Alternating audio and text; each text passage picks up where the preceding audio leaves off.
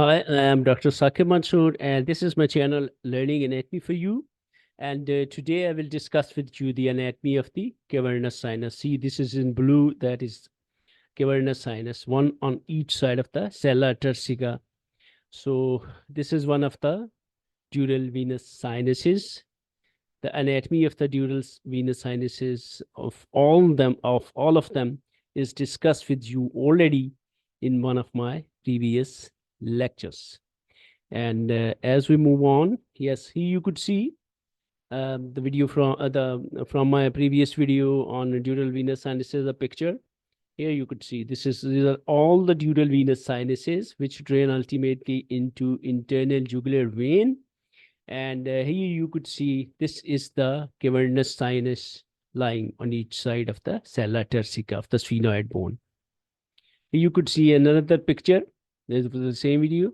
And you could see this. And this is the cavernous sinus on each side, one here, cavernous sinus on each side of the sella turcica of the sphenoid bone. It's cavernous sinus. This is clinically the most important sinus, the cavernous sinus. Yes, I have to say that. I will tell you all of these learning objectives in detail, but define cavernous sinus, give boundaries of the cavernous sinus, give extent and size of the cavernous sinus, discuss relations of the cavernous sinus, discuss contents of the cavernous sinus, explain veins of the cavernous sinus, discuss clinical of the cavernous sinus. So let's go to these one by one. Here you go. And first of all, let's recapitulate the dural venous sinuses definition. Are venous spaces that are present between periosteal and meningeal layers of the dura mater. They have an inner layer of endothelium, and there is no muscle in their walls, and they are valveless. So cavernous sinus is a large venous plexus situated on each side of the sella turcica on upper surface of the body of the sphenoid bone, which contain sphenoid air sinus in the middle cranial fossa. The location of the cavernous sinus is middle cranial fossa.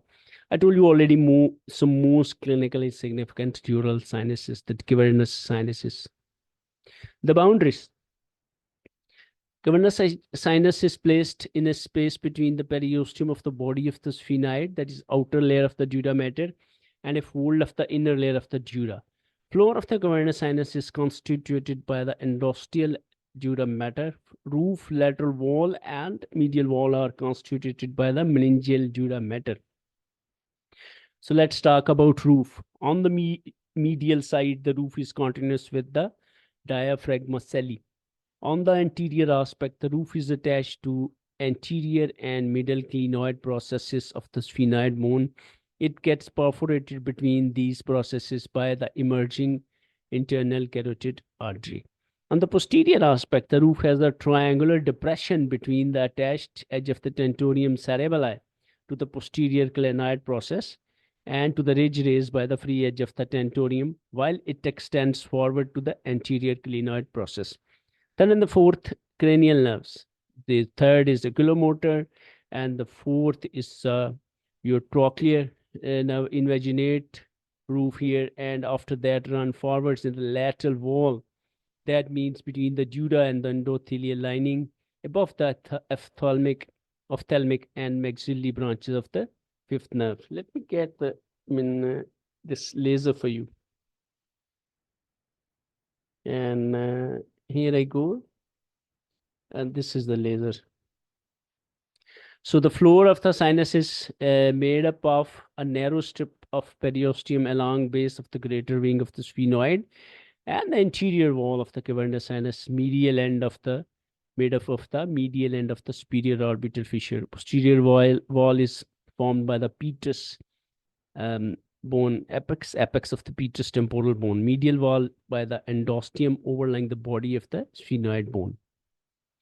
And the lateral wall, dura mater from the ridge of the roof of the floor of the middle cranial fossa. For the back, lateral wall is medial to anterior parts of the trigeminal ganglion and the trigeminal or the Meckel's cave. Rest of the cave and the ganglion lie posterior inferior to the lateral wall. So cavernous sinus extent and size. Extent. Cavernous sinus extends from the apex of the orbit back to the apex of the pedis temporal bone. Each end is pointed so that sinus is spindle-shaped in the lateral view. Size 2 centimeter long and 1 centimeter wide. Despite its name, cavernous sinus is usually a plexus of veins and not a trabeculated venous space. So let's talk about the relations of the cavernous sinus. Superiorly, optic chiasm, middle cerebral artery, anteriorly apex of the orbit, posteriorly cerebral peduncle, medially the fibrous lateral wall of the pituitary fossa, and the body of the sphenoid with the sphenoid air sinus within it. Laterally, lateral to the cavernous sinus is lying in the medial surface of the temporal lobe of the cerebral hemisphere, and inferiorly sphenoid sinus. So let's talk about contents of the cavernous sinus. Of course, very important contents. Here you could see in this beautiful and classical picture, as you could see, these are the sinus, and these are two structures are piercing it, as they're passing through and through. Number one is the internal carotid artery, right? And with it is a nerve, abducent nerve, cranial nerve 6. And here you could see on the lateral wall, that in this side and this is the lateral wall. And first of all, it's oculomotor nerve, then the trochlear nerve, and then is the ophthalmic nerve, right? So this is the, third nerve, the fourth nerve, and the fifth nerve. Whether this abduction, the sixth nerve is in the, along with the internal carotid artery piercing the sinus.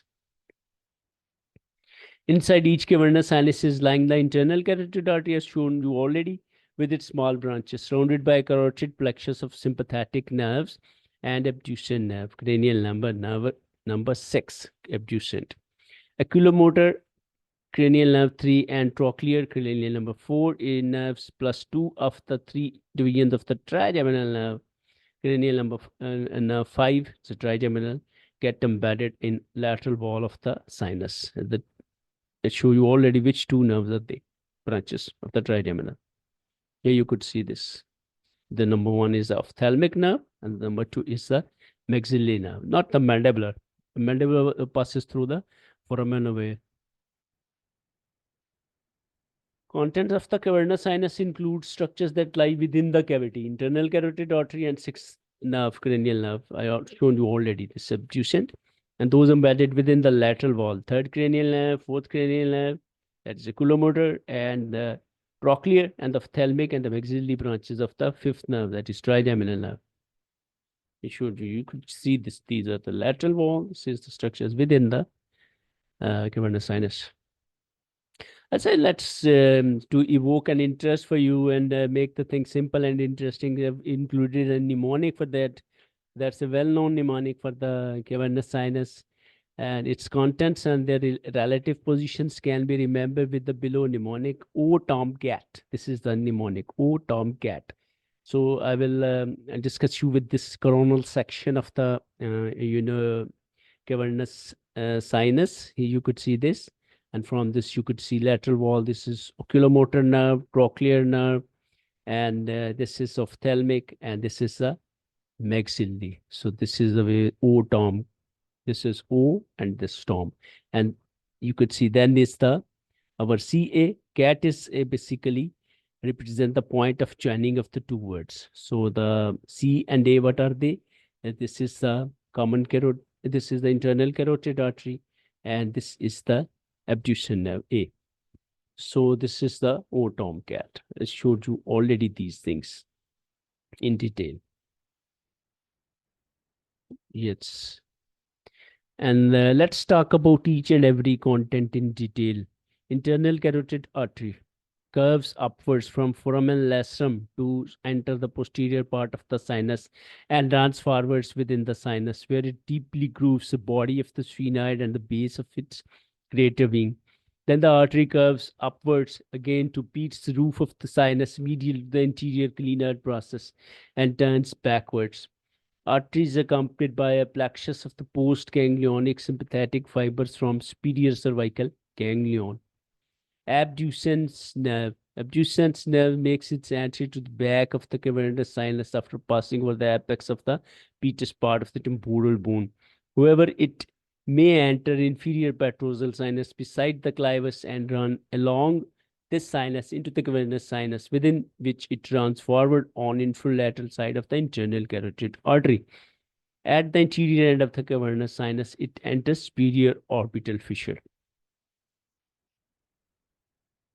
And then is the oculomotor nerves. Oculomotor nerve makes entry to the roof between the free and the attached margins of the tentorium cerebelli and then travels forward in the lateral wall of the sinus. As it is doing so, it gets inclined forward downwards, medial to the other nerves, namely trochlear and the branches of the ophthalmic nerve. And at the anterior end of the sinus, it divides into superior and inferior deviants that enter the superior orbital fissure. In its course, it picks up sympathetic fibers from internal carotid plexus. These are meant for smooth muscle part of the levator palpebrae superioris. And the superior orbital fissure and the structures passing through that, if you're interested in doing that, learning that in detail, you can go to my lecture on the skull anatomy by learning anatomy. That is elaborated there with a picture. It's a beautiful picture. To go there. Trochlear nerve, this next thing. Trochlear nerve gets entered in the roof of the cavernous sinus behind the oculomotor nerve, alongside the ridge raised by the free margin of the tentorium, and travels horizontally forwards in the lateral wall of the sinus to enter the superior orbital fissure at a higher level and lateral to the oculomotor nerve. So now it's very interesting. A trigeminal ganglion in its anterior part lies forward of the Meckel's cave. Its mandibular deviant travels downwards to the foramen ovale and does not come in contact with the lateral wall of the cavernous sinus. So leave it apart, mandibular deviant, right? It goes into the foramen ovale. And maxillary deviant travels horizontally forwards in the lateral wall and leaves the middle cranial fossa through the foramen rotundum. Ophthalmic deviant travels forward above the maxillary deviant and divides into three branches towards anterior end of the lateral wall. These get entered in the orbit through the superior orbital fissure. That is why I mentioned you the superior orbital fissure. I told you, you can see in that video of the skull anatomy. At the anterior end of the cavernous sinus, the ophthalmic deviant given off its tentorial branches to the dura mater. In its course through the sinus, and the ophthalmic deviant picks up sympathetic fibers from the internal carotid plexus. These finally get entered in the long ciliary nerves and reach dilator pupillary muscle. So a detail of the veins of the cavernous sinus.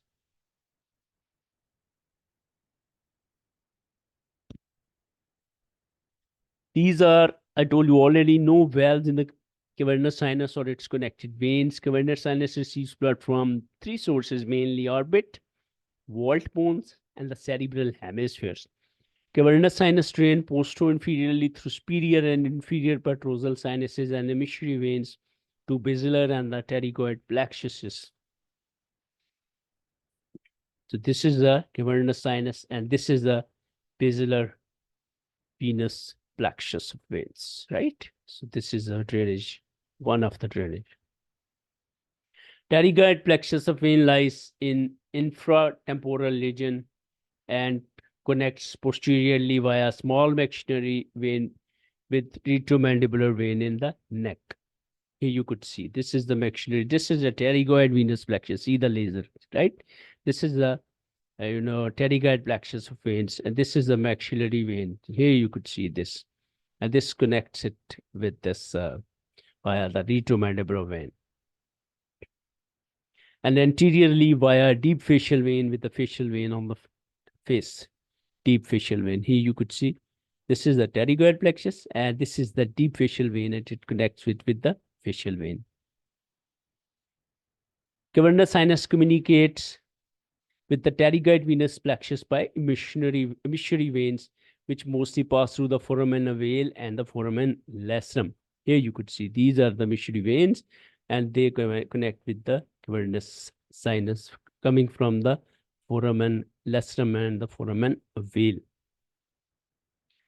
Though it is customary to deem off venous blood as entering the cavernous sinus at the front and leaving it from behind and below, blood can flow in either direction in the cavernous sinus depending on local venous pressures. When the venous foramen of Vesalius is present medial to the foramen vein, it also transmits a vein to connect with cavernous sinus.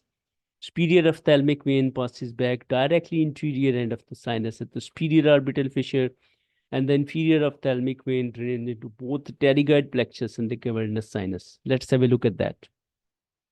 You could say this is the superior ophthalmic vein, which is formed by the supraorbital vein, supratrochlear vein, and the angular vein. These three merge, supraorbital, supratrochlear, and angular vein, and they form the superior ophthalmic vein. And then the inferior ophthalmic vein, which is constituted by the small veins at the floor of the orbit. Right? This is the cavernous sinus, ultimately going into the superior orbital of the superior ophthalmic vein, going to the cavernous sinus, and the inferior ophthalmic vein going to the cavernous sinus. And this is the pterygoid plexus of veins.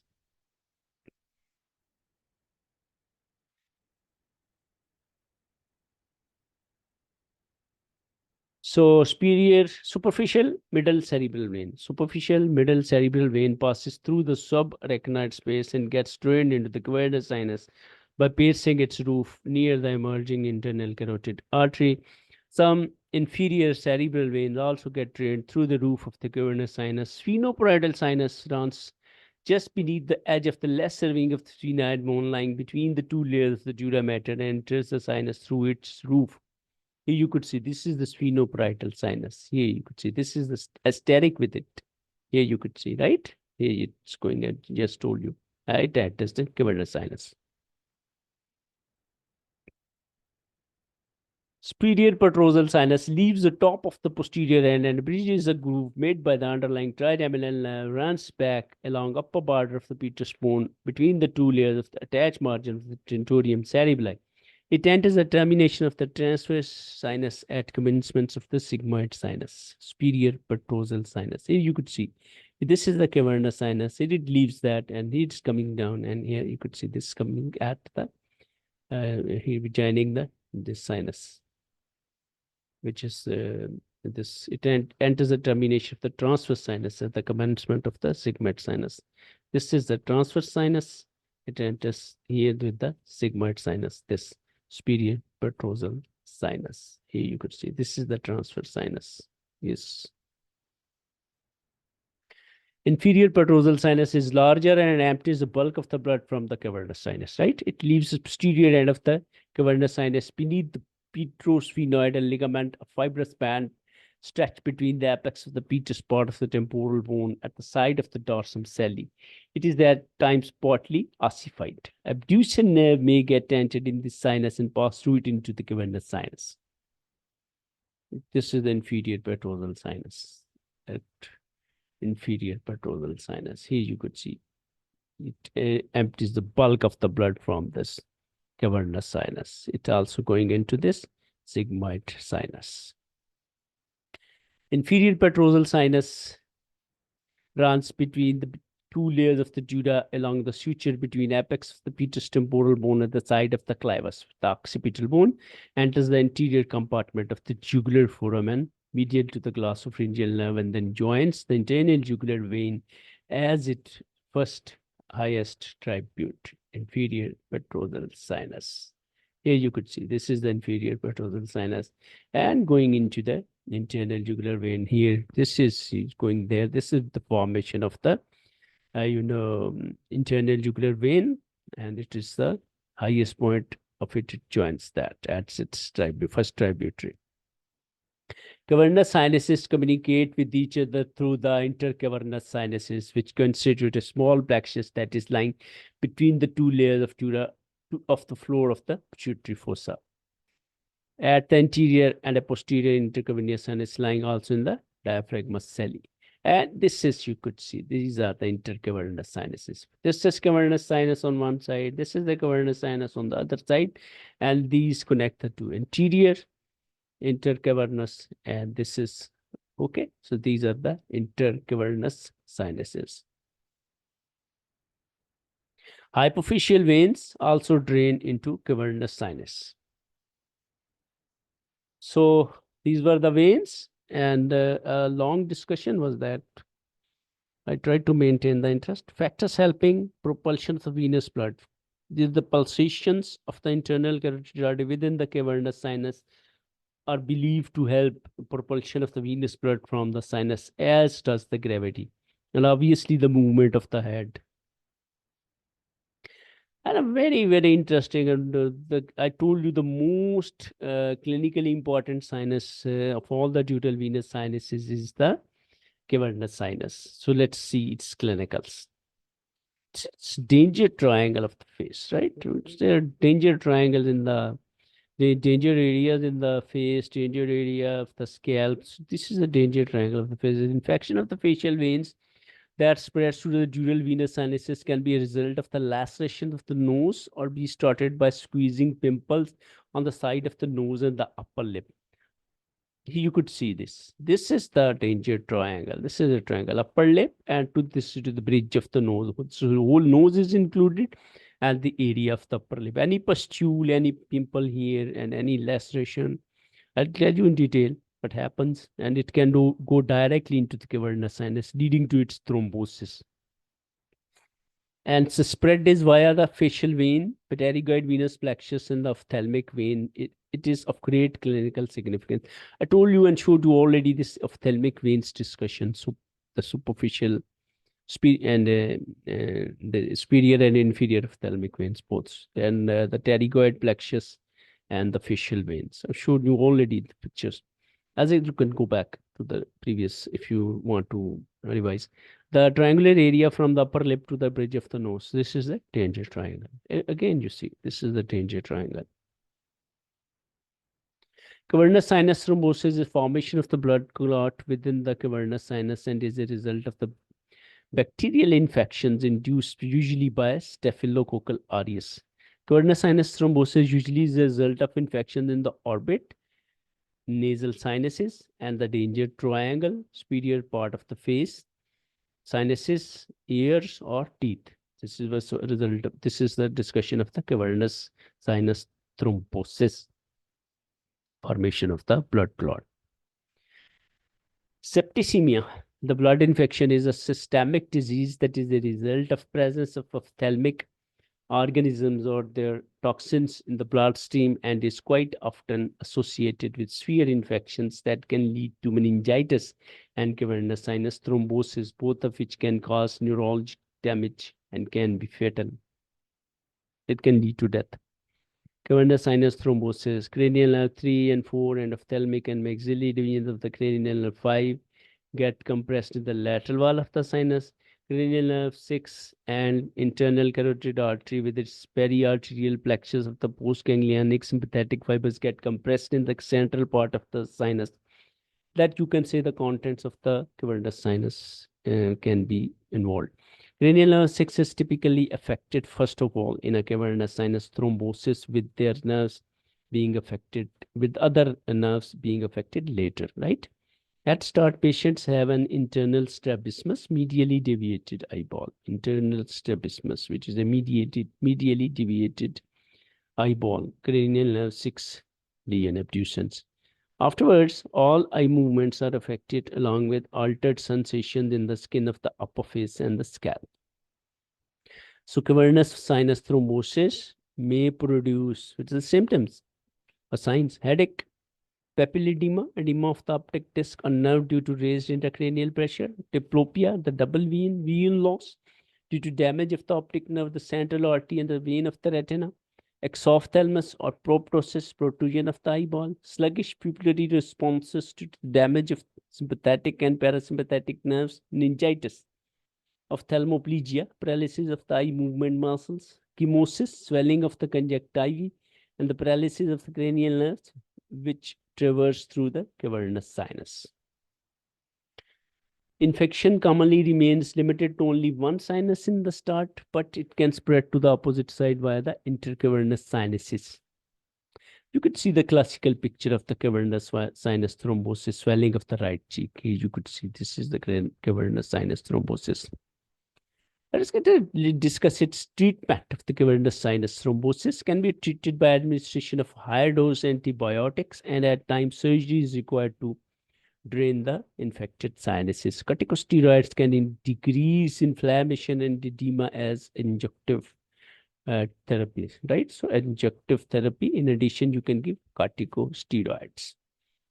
So thrombophlebitis of the cavernous sinus. Now, this is the thrombophlebitis. In people with thrombophlebitis of the facial vein, pieces of the infected thrombus extend into cavernous sinus, producing thrombophlebitis of the cavernous sinus. And in the last, carotid cavernous sinus fistula is an abnormal connection between the carotid artery and or its branches with the cavernous sinus. Is more common than symptomatic intracavernous sinus aneurysms, but less common than Barry or the subarachnoid sacral aneurysms. Carotid cavernous sinus fistulas often are a result of trauma and are commoner in men than in women. They are high pressure arterial low flow lesions that have a characteristic orbital bruit, exophthalmos, chemosis, and extraocular muscle pulses involving cranial nerves 3, 4, and 6. Right? Exophthalmos is a bulging eyeball. Thank you very much for listening and watching my video. I hope you will support me, subscribe my channel, and stay tuned for the next video coming very soon. And goodbye. Take good care of you.